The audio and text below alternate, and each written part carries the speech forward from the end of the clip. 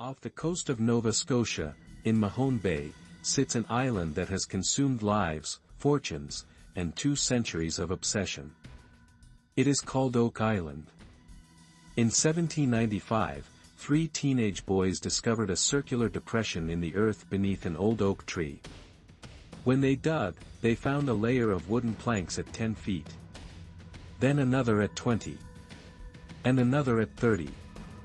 And then the pit flooded, completely and irreversibly.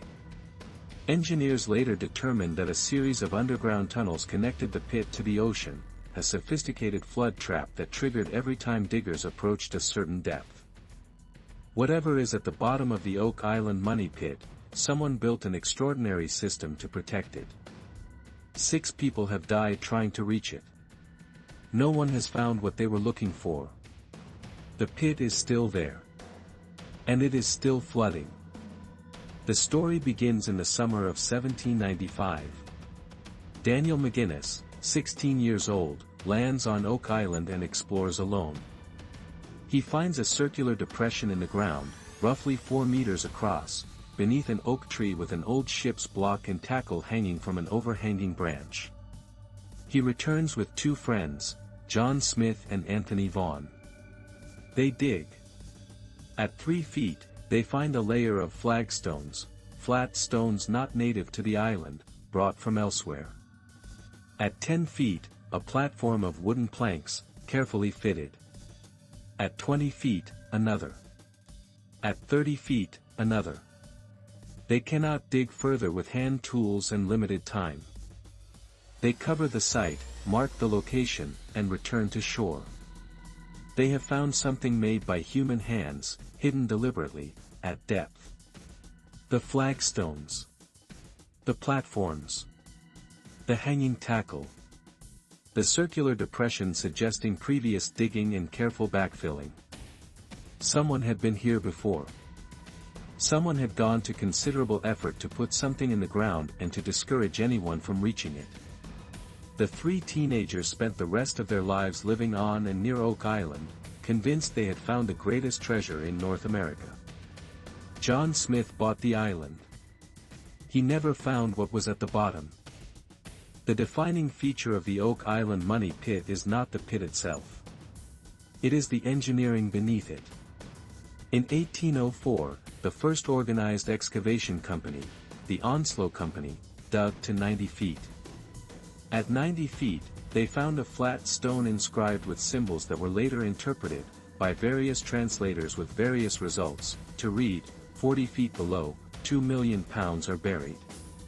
Below 90 feet, the pit filled overnight with 60 feet of seawater. No pumping system the company could deploy was adequate to clear it. Investigation of the surrounding shoreline eventually revealed the explanation. Multiple tunnels have been constructed from Smith's Cove on the eastern shore of the island, 5 drainage tunnels converging into a single underground channel connecting to the money pit.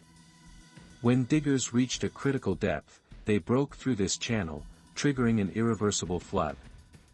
The engineering required to build this system, the tunnels, the drainage channels, the precise depth calculation, represented a significant investment of labor, skill, and planning. It was not the work of a casual burial. Whoever put something in the Oak Island money pit had also constructed, in the 17th or 18th century, one of the most sophisticated flood trap systems ever built. They were not protecting something trivial.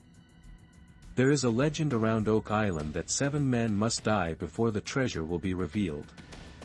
As of the present day, 6 deaths have been documented in direct connection with excavations on the island.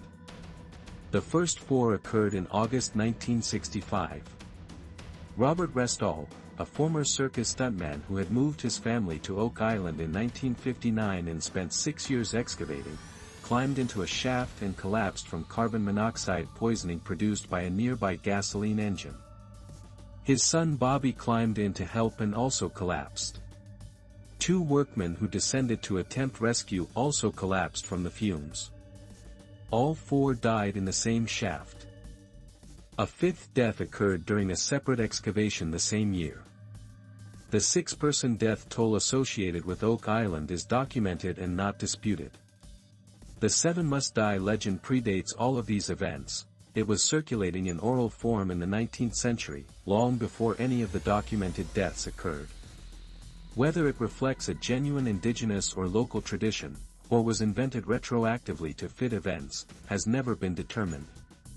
What is certain is that 6 people have died on Oak Island. And no one has found it. The theories about what lies at the bottom of the Oak Island money pit are numerous, contradictory, and consistently extraordinary. The most conventional theory is pirates' treasure, specifically the hoard of Captain William Kidd, who was active in the Atlantic in the late 1690s and whose treasure has been searched for across 3 continents without success. The timing of the pit's estimated construction roughly matches his active period.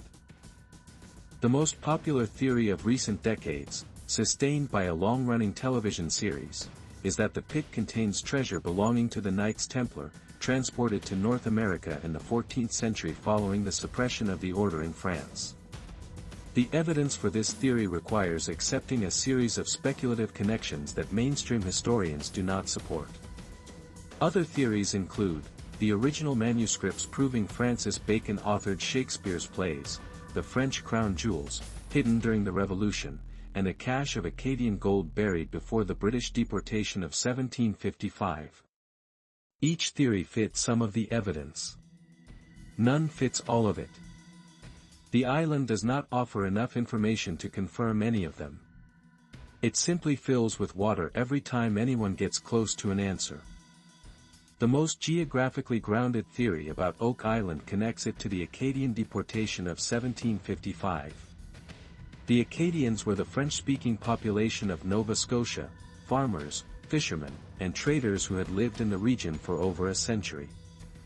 In 1755, the British colonial government ordered their deportation, the Grand Derangement, forcibly removing approximately 11,000 people from their homes and scattering them across the Atlantic world. Before the deportation, some Acadian families buried valuables they could not carry. Nova Scotia contains numerous documented examples of buried Acadian hoards, recovered across the following 2 centuries. The theory proposes that one family or community, with unusually large resources, perhaps associated with the fortress at Louisbourg, buried a significant cache on Oak Island and constructed the flood system to protect it during a period of military uncertainty. The fortress at Louisbourg fell to British siege in 1758. Whatever its treasury held was never formally recovered. Where it went, if it went anywhere, was never documented in surviving records. Nova Scotia in the 1750s was a place of extraordinary upheaval. Something was put in the Oak Island money pit by someone with engineering capability and something worth protecting. The Acadians had both. The Oak Island story did not end in the 19th century. In 2006, brothers Rick and Marty Lagina, Michigan businessmen and longtime Oak Island enthusiasts, acquired a controlling interest in Oak Island Tours, the company that holds excavation rights to the island.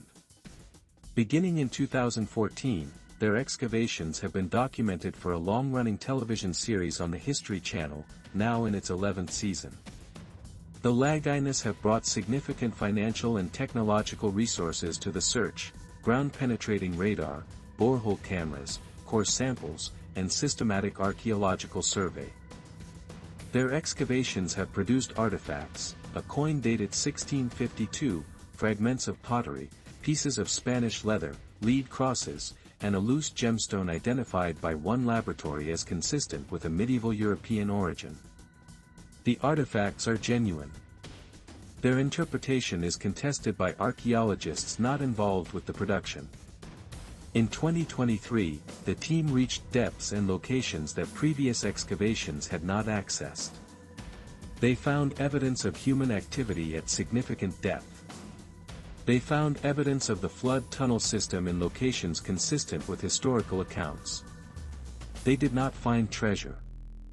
The pit flooded, as it always has, precisely when they were closest to an answer. The skeptical position on Oak Island deserves careful consideration. Several geologists and archaeologists have argued publicly that the money pit is not a man-made structure at all, that it is a natural sinkhole, formed by the dissolution of underground gypsum deposits common in Nova Scotia's geological profile. Under this interpretation, the flood tunnels are natural karst drainage channels, not engineered structures. The wooden platforms encountered by early diggers were natural accumulations of timber washed in by tidal action.